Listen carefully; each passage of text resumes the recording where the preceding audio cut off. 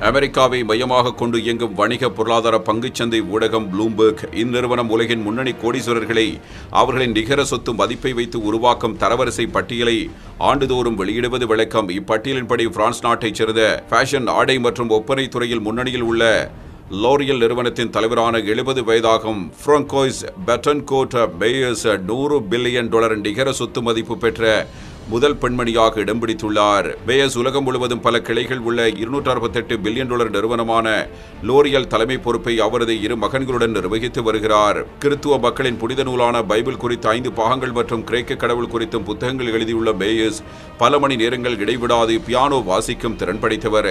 2017இல் தன் தாயிடமிருந்து L'Oréal நிர்வாக பொறுப்பை ஏற்ற மேயர்ஸ் இன்று வரை திறம்பட நிர்வகித்து வருகிறார். கொரோனா காலகட்டத்தில் ஒப்பனை பொருட்களுக்கான தேவை குறைந்திருந்தாலும் சில மாதங்களிலேயே விற்பனையை பல மடங்கு உயர்த்தி காட்டினார் மேயர்ஸ். தற்போது உலகின் முன்னணி கோடீஸ்வரர்களில் 12வது இடத்தை பிடித்துள்ளார் அவர் என்பது குறிப்பிடத்தக்கது.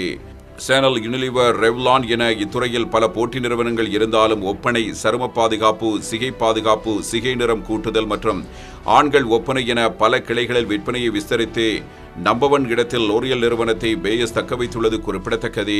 1909 மேயர்ஸின் தாத்தா யூகின் ஷூலர் என்பவர் தான் கண்டுபிடித்த தலை சாயத்தை விற்பனை செய்வதற்காக தொடங்கப்பட்ட நிறுவனம் லோரியல் என்று உலகெங்கும் கொடிகட்டி பறக்கிறது.